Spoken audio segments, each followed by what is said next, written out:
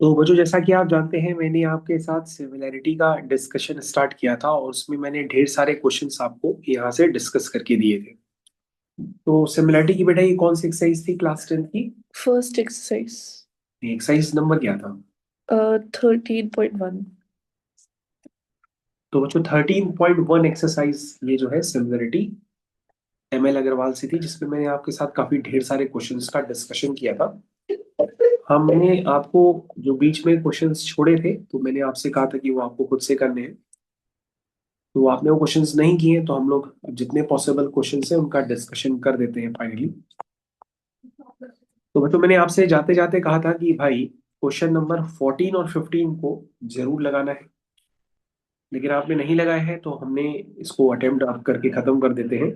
तो सबसे पहले हम 13 करते हैं, फिर 14 करते हैं, फिर 15 करते हैं। तो सबसे पहले बच्चों हम स्टार्ट करते हैं क्वेश्चन नंबर 13 के साथ। तो जितने बच्चे हैं क्वेश्चन नंबर 13 के साथ स्टार्ट करते हैं। इसको अच्छे से पढ़ेंगे, और अच्छी सी बात यह है कि क्वेश्चन में हिंट वगैरह काफी कुछ दी गई है। क्वेश्चन में लिखा है in the given figure angle A19, बाकी सब कुछ गिवन है डायग्राम में। अच्छा, इसमें कहा गया है कि अगर आपको जल्दी से इस क्वेश्चन को जल्दी करना है, तो आप एक काम करो। डीबीए, डीबीए आपको डायग्राम में दिख रहा होगा। डीबीए और एडीसी, एडीसी इनको कह रहा है कि सिमिलर प्रूफ कर लो। अगर आपने कर लिया तो आपका काम हो जाएगा। ठीक है बच्चों, क्वेश्चन को करने से पहले हम इसको नोट्स में डालते हैं और धीरे धीरे करना स्टार्ट करते हैं।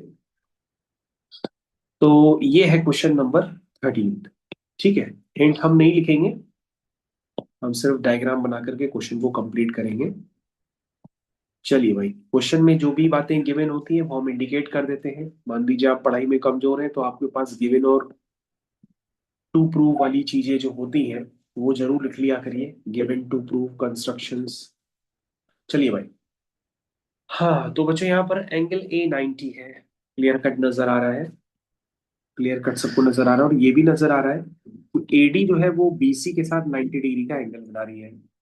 और जो बीडी की लेंथ है वो 2 सेंटीमीटर है। ये बच्चों लेंथ है 2 सेंटीमीटर। और बच्चों जो सीडी की लेंथ है वो 8 सेंटीमीटर है। ये बच्चों 8 सेंटीमीटर है। कह रहा है एडी की लेंथ निकालो। सारे बच्चों को किसकी लेंथ निकालनी है? एडी की। सारे बच्चों भाई ध्यान करें, ये एडी की लेंथ आपको निकालनी है। बस उसने हिंट में भी कह दिया कि अगर आप दो ट्रायंगल्स को सिमिलर प्रूफ कर ले जाए तो आपका काम हो जाएगा। तो उसने हम लोग को ऑलरेडी दो ट्रायंगल्स हिंट में भी दे रखे हैं। तो वो दो ट्रायंगल है डीबीए। सारे बच्चों को डायग्राम में डीबीए और एडीसी, ये दोनों ट्रायंगल देखने होंगे। देख रहे हैं भाई सभी लोग? चलिए भाई, तो इन दोनों ट्रायंगल्स को बच्चों सिमिलर प्रूफ करने के लिए एक बार आप अलग अलग बना लीजिए। क्योंकि मैंने कहा था अगर डायग्राम को आप अलग अलग बना ले जाएंगे तो आपसे जल्दी प्रूफ हो जाएंगे। इसे मत रखो तुम सो जाती हो, रख के। चलो, उसके बाद क्या है बच्चों, यहाँ पर इस तरह से आप डायग्राम बनाइए। चलो भाई, तो बच्चों ये हो गया आपका 90, ये हो गया 2, ये हो गया ए, ये हो गया बी, ये हो गया डी। ये ए, ये डी, ये सी। यहाँ बच्चों 90। और सर डीसी की लेंथ वो है 8। 8। तो बच्चों कैसे प्रूफ करेंगे इसको सिमिलर, जल्दी से हमको बताइए। एंगल डी दोनों में कॉमन है। हाँ। और बच्चों ये मत कहिएगा कि एंगल ये दोनों में है, क्योंकि यहाँ पर ये वाला एंगल है, वहां पर ये वाला एंगल है। तो ये एंगल्स बच्चों अलग अलग है, तो ये कॉमन नहीं है। तो दूसरा एंगल आप अगले अगर आप क्वेश्चंस लगाए होते, प्रैक्टिस की होती, तो आज आप बता ले जाते। साइड एडी दोनों में कॉमन है। हाँ, तो बच्चों बताइए। साइड एडी कॉमन है। चलिए बच्चों, अब हम बताना स्टार्ट कर रहे हैं। क्योंकि आप जो है सिमिलरिटी को नहीं जानते हैं, तो दोबारा समझने का प्रयास करिए। क्योंकि सिमिलरिटी दो तरह की होती है, या तो डबल एज सिमिलरिटी होती है या एस एस सिमिलरिटी होती है। मैंने आपको काफी बार पहले भी बताया है। तो यहाँ पे बच्चों दो एंगल्स तो मिल गए, एक दूसरा एंगल नहीं मिल रहा है। अब देखिए कैसे करते हैं। इस एंगल को बच्चों थीटा मान लो। तो ये एंगल कितना होगा? ये एंगल अगर बच्चों थीटा हो तो ये एंगल कितना होगा? चलिए बच्चों देखिए, थीटा। ये एंगल बच्चों 90 है। और अगर आप जानते हो तो ट्रायंगल के तीनों एंगल्स का सम 180 होता है। हम्म, तो बच्चों अगर ये 90 है तो इन दोनों का भी सम 90 होगा, तो ये वाला एंगल होगा 90 माइनस थीटा। तो ये बच्चों एंगल कितना है? 90 90 माइनस माइनस थीटा। थीटा। ठीक है। और बच्चों ये 90 माइनस थीटा है, और ये पूरा एंगल बच्चों 90 है, तो इस वाले एंगल को क्या होना पड़ेगा?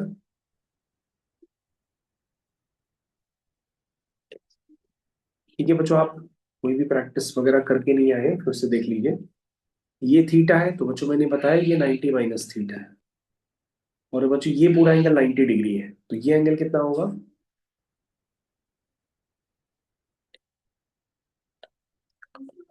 तो बच्चों ये वाला एंगल थीटा होगा। ठीक है, तो ये बात आपको ध्यान देनी पड़ेगी, क्योंकि ये पूरा एंगल अगर आप जोड़ेंगे तो 90 माइनस थीटा प्लस थीटा 90 होना चाहिए, और बच्चों 90 है भी। तो इस तरह से बच्चों आपको समझना पड़ेगा कि ये 90 माइनस थीटा है, तो ये बच्चों क्या होगा? ये थीटा होगा। ये बच्चों कितना हो जाएगा? 90 माइनस 90 थीटा। माइनस थीटा हो जाएगा। तो बच्चों यहाँ पर अब आपको इन बातों को समझने के बाद जो है आगे कंटिन्यू करना है। आपके पास दो है यहाँ पे triangle, in triangle A B D, and triangle A C D.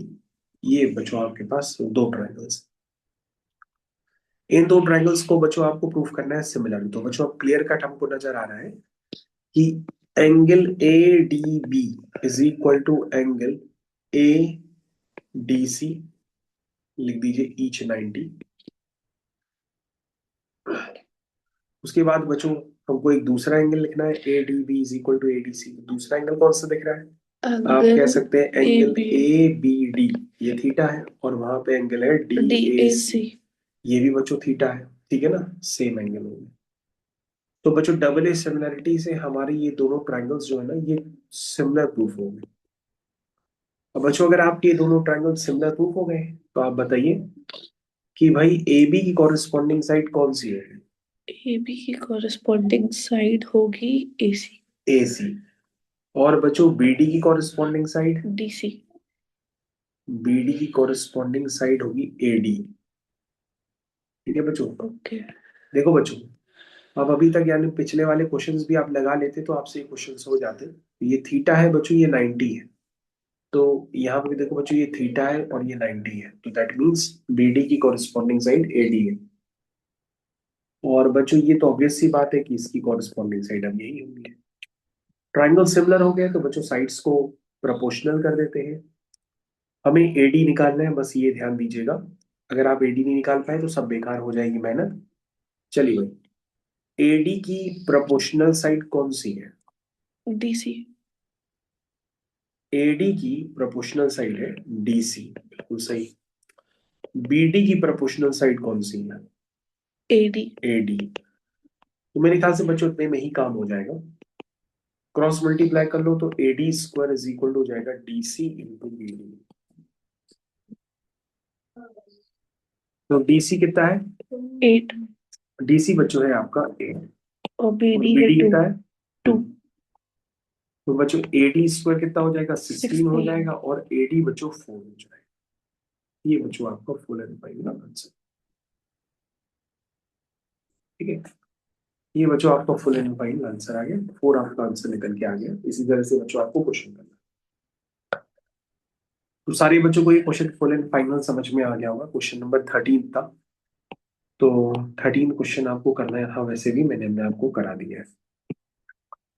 उसके बाद बच्चों लास्ट वाले क्वेश्चंस देखते हैं। और लास्ट वाले क्वेश्चंस बच्चों अभी बहुत सारे स्कूल के बच्चों के पास pre board paper final exams में ये क्वेश्चन ऑलरेडी था। तो इस क्वेश्चन को कंप्लीट करते हैं। This is your question number 14।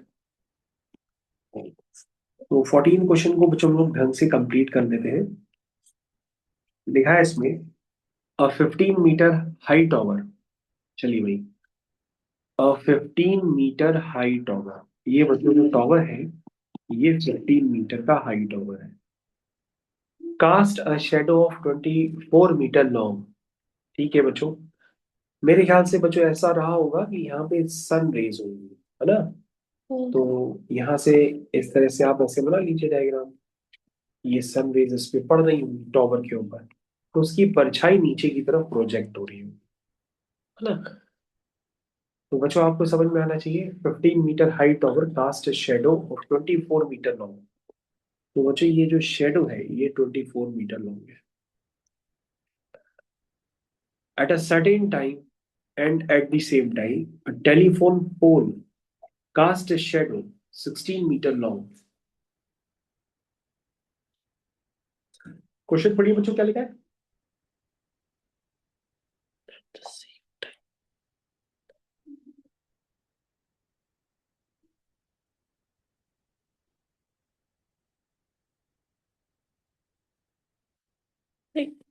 Telephone tower जो है वो 16 मीटर की क्या कहते हैं शैडो कास्ट कर रहा है कहाँ है टेलीफोन पोल। इसी साइड पे।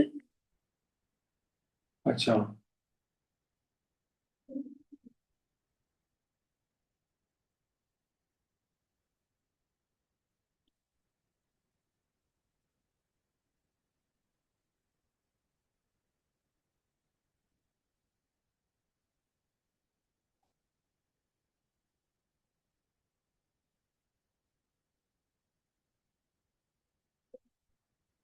जब जो सारे बच्चों ने क्वेश्चन पढ़ा होगा, क्वेश्चन पढ़ के अभी आपको डायग्राम नहीं क्लियर हो रहा होगा, तो सारे बच्चे एक रफली डायग्राम खुद से बना करके जरा चेक करें ये क्वेश्चन आपसे हो पा रहा है कि नहीं हो पा रहा है, क्योंकि हमें ऐसा लग रहा है कि बहुत सारे बच्चे इस क्वेश्चन में डायग्राम में ही अटक रहे हैं।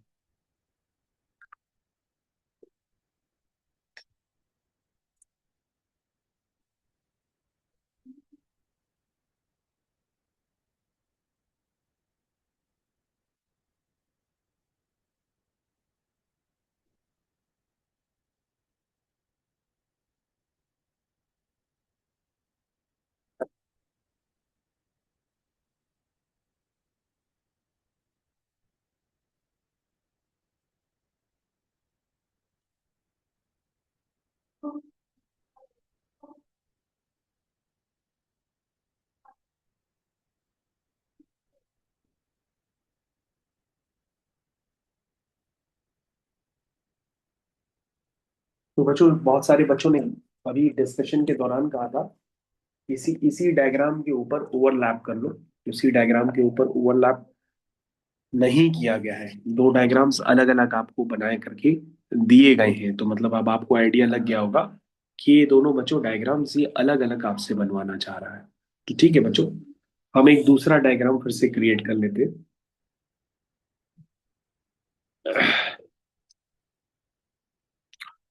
तो यहाँ पर जो अब शेडो है बच्चों वो कितनी है।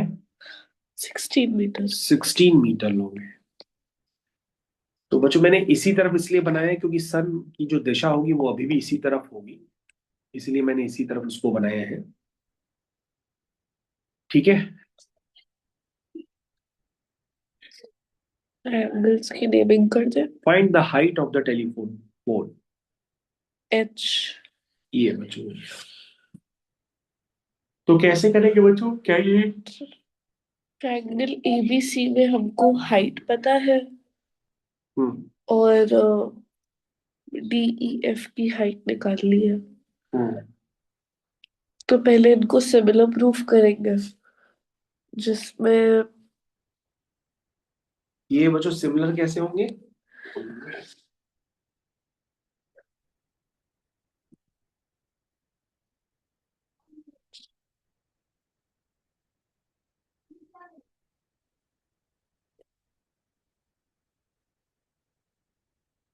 सारे बच्चे ध्यान से देखिए भाई, ये क्वेश्चन मैंने इसलिए कहा था आप घर से करिएगा। अब आप बच्चों जब क्वेश्चंस देख रहे होंगे तो आपको लग रहा होगा कि इनको अगर सिमिलर प्रूफ करना है तो सिमिलर कैसे ये प्रूफ हुए।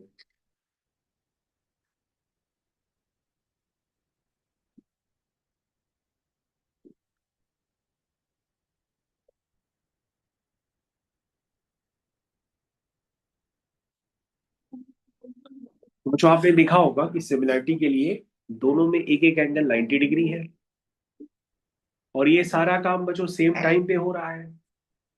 ये सारा काम बच्चों किस पे हो रहा है, सेम टाइम पे हो रहा है। सारे बच्चे क्वेश्चन फिर से पढ़े पहले।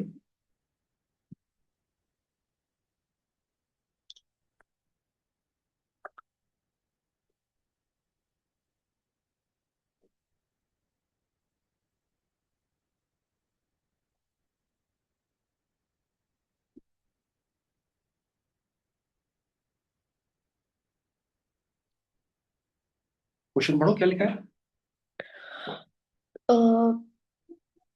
15-meter high tower casts a shadow of 24 meters long at a certain time and at same time.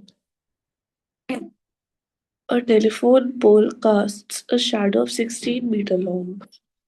Find find the height of the pole.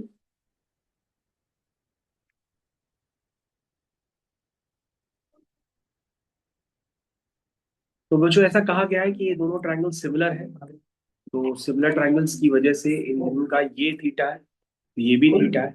ऐसा वो बच्चों इसलिए कह रहे हैं क्योंकि ये जितना काम हुआ है वो सेम टाइम में होता है, तो सेम टाइम में होने की वजह से उन्होंने बता दिया है कि ये एंगल्स उनके सेम है, ये थीटा है तो वो भी थीटा है। लेकिन चलो बच्चों, अगर आप ऐसा इसको फील नहीं कर पा रहे तो आप ऐसे देखिए, शायद अब आपको ये ज्यादा समझ में आएगा ना। ये देखो बच्चों, सेम टाइम में ऐसा कुछ काम हुआ होगा। Hmm. ठीक है बच्चों, अभी ऐसा एज्यूम कर लेते हैं, क्योंकि अगर ऐसा एज्यूम नहीं करेंगे कि ट्रायंगल सिमिलर है So तो बच्चों proof नहीं क्वेश्चन भी होगा। नहीं हो पाएगा, है ना। चलिए, तो बताइए क्या करेंगे इसमें। 15/h is equal to 24/16। तो 24h इज इक्वल टू 15 × 16, यानी h कितना आ गया, 15 × 16 डिवाइडेड बाय 24। 10 height कितना is आया, equal to 10. 10। तो बच्चों ये 10 आंसर निकल के निकले आपको।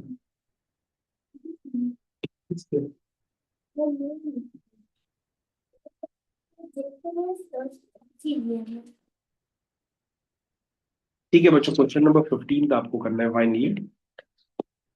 कल वाला पेपर लगाओ पहले, कल वाला पेपर नहीं लगाया था ना, उसको देखो बैक में होगा। ये बच्चों नेक्स्ट क्वेश्चन है, आपको ट्राई करना है। सर वो फिजिक्स नोट्स है तो बोलो सर, फिजिक्स से भी वो कर लेता हूँ मॉडल वाले। कर लो।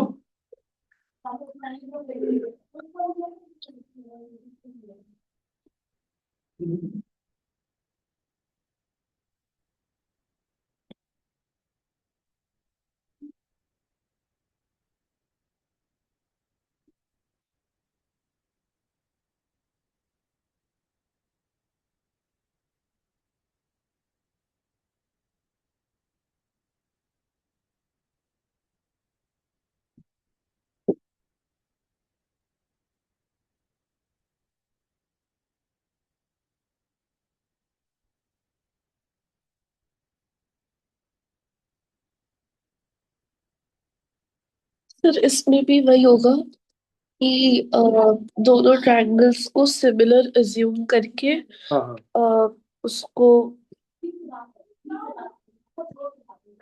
वैसे ही सॉल्व करें जैसे फिफ्टींथ वाला किया था, जिसमें कि पहले तो वो बोल रहा है a street light bulb is fixed on a pole 6 meters above the level of the street.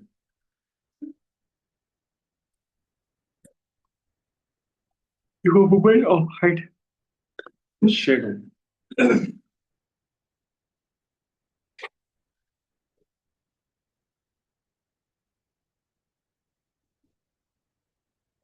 पोल की हाइट 6 मीटर है और वुमेन की हाइट हमें 1.5 मीटर दी है, जिसमें कि she is casting the shadow.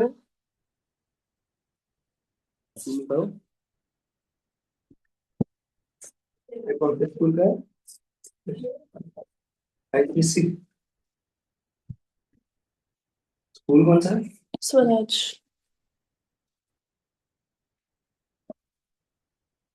10 साल से रात पड़ गए थे।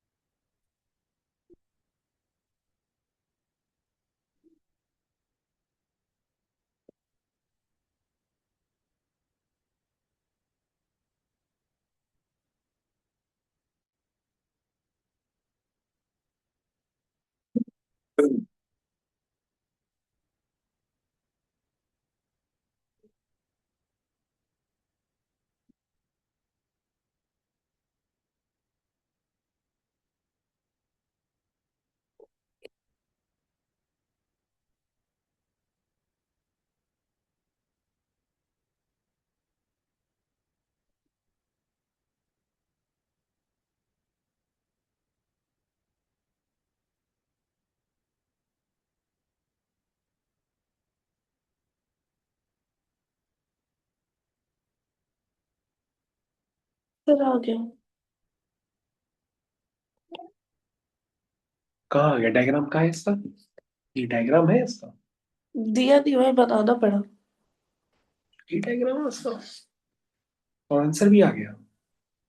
हम्म, अच्छा, क्वेश्चन पढ़ा नहीं है तुमने? क्वेश्चन एक बार पढ़ो।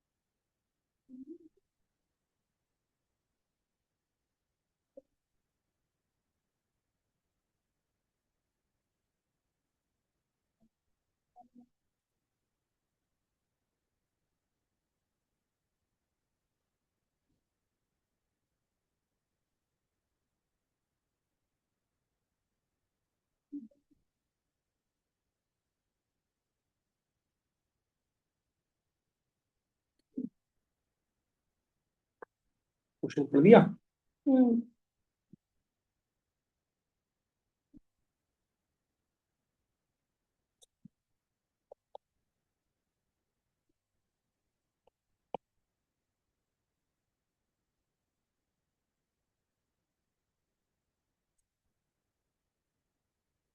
क्या आंसर आ रहा था तुम्हारा?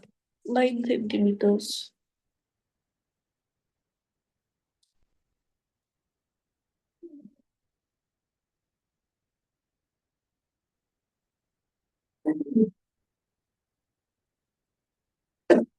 ये क्वेश्चन एग्जाम में काट दिया जाएगा पूरा। तो बच्चों, आपको मैंने 10 बार कहा है कि क्वेश्चन को करने से पहले क्वेश्चन को पढ़ना होता है, तो आपने होमवर्क भी नहीं किया और क्वेश्चन को पढ़ के भी नहीं कर रहे हैं। तो सबसे पहले आपके पास यहाँ पे क्लियर कट गिवन है कि यहाँ पर आपके पास एक स्ट्रीट लाइट थी और उसको एक पोल पे लगाया गया है जो 6 मीटर का है, और एक लड़की खड़ी हुई है जिसकी हाइट 1.5 मीटर है, और उसकी जो परछाई वो 3 मीटर लंबी है। तो पूछा जा रहा है कि लड़की जो है वो पोल के बेस से कितना दूर है। तो ये आपको एक्स निकालना था। आपको सॉल्यूशन नहीं मिला, तो सॉल्यूशन नहीं था तो आपने क्या किया कि डायग्राम अपने मन से बना दिया और कोई सॉल्यूशन जो है उसमें से देख करके लिख लिया। तो पूरा ही गलत हो गया आपका क्वेश्चन। तो ये इसका कंप्लीट सॉल्यूशन है, ये इसका डायग्राम है। तो बच्चों इस तरह से क्वेश्चन को कंप्लीट करना है। तो इस क्वेश्चन को इस तरह से बच्चों आप कंप्लीट करेंगे तभी इसको सही माना जाएगा।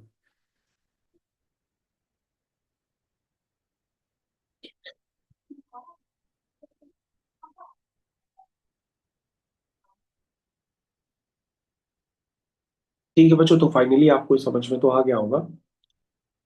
और बच्चों आप ये बताएंगे कि ये वाला क्वेश्चन का आंसर क्या था। 10 दिखाओ हमको, मीटर। 10 लिखा हुआ है। हाँ, दिखाओ।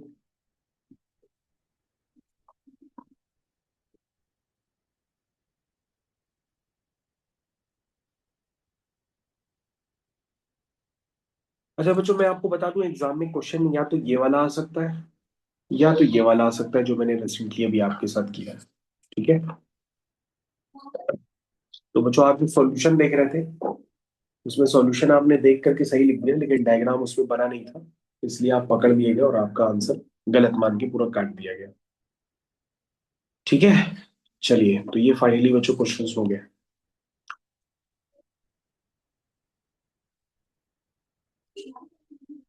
अब इसमें बच्चों और सारे क्वेश्चंस थे तो आप कर लीजिएगा क्योंकि ये तो पेंडिंग है। चलिए, ओके।